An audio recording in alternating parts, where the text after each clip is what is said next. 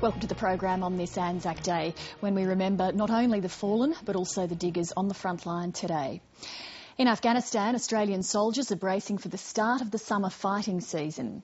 They've extended their reach across the southern province of Uruzgan, and they're starting to hand small districts over to local troops. Afghanistan correspondent Sally Sara reports from a tiny Australian outpost in the Mirabad Valley. This is one of the smallest Australian bases in Afghanistan. Platoon House Hamid is only 30 metres by 30 metres. The men who watch over it have been dug in on top of this mountain since Boxing Day. I have enjoyed my time up here. It's been different. It's snowed. I've nearly blown away. The tower's nearly blown away. But at the end of the day, we have a laugh about that, and it's all good. The conditions are basic. Many of the diggers haven't had a shower for more than 93 days because of a lack of facilities. They sleep under makeshift shelters. Lance Corporal Clark and his men are the eyes of coalition forces in this area. They change shifts every 90 minutes to stay alert. We have pickets running here 24 hours, 7 days a week, so you do get to know the layout of the land and also the attitudes and the daily life of the people. The soldiers have come to know the routines of the village of Sorklez almost as well as the locals. But the troops are packing up and getting ready to move on before settling their Afghan comrades into a new base nearby. The 28-year-old Australian commander, Captain Matthew Whitwell, has mixed feelings about leaving. It's a little bittersweet. I feel like we've poured our heart and soul into building what we have here, although there's not much of it. What's happening here is part of a gradual process that's being repeated across Uruzgan province. The Australian soldiers are only weeks away from handing over this area to the Afghan National Army with some backup from Australian mentors. Well, the patrol is just getting ready to go into the green zone. That's the irrigated area behind me. This is a place where the insurgents often hide IEDs, improvised explosive devices, and it's also a dangerous area for attacks. So the soldiers will take a great deal of care as they start going through the vegetation. It's deceptively quiet. Afghan farmers take their pet birds out into the fields because they like the sound of the singing. But the Australian soldiers watch every step.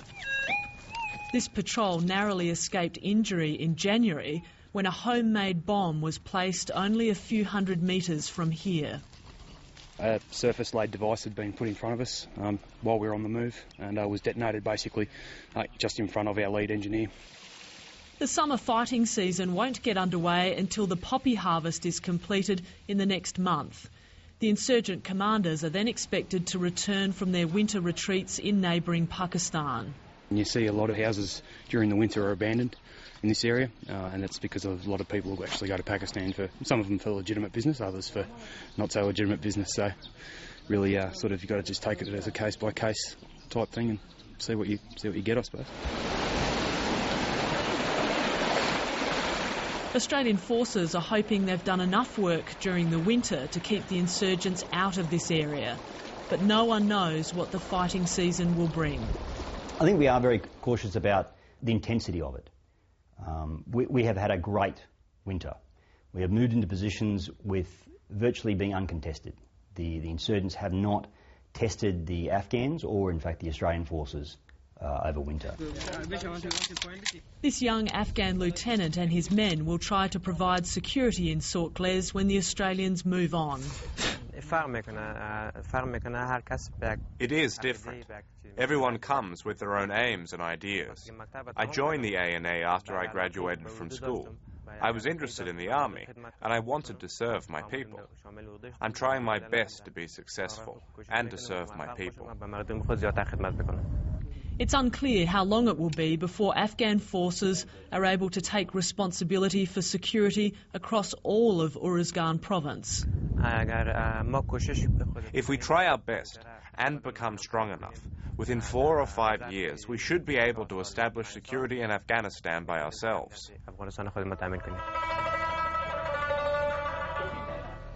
It's the last night for the Australians at Platoon House Hamid. This part of the Mirabad Valley is only 14 kilometres from the capital Tarankot, but there are no Afghan police here and no sealed road.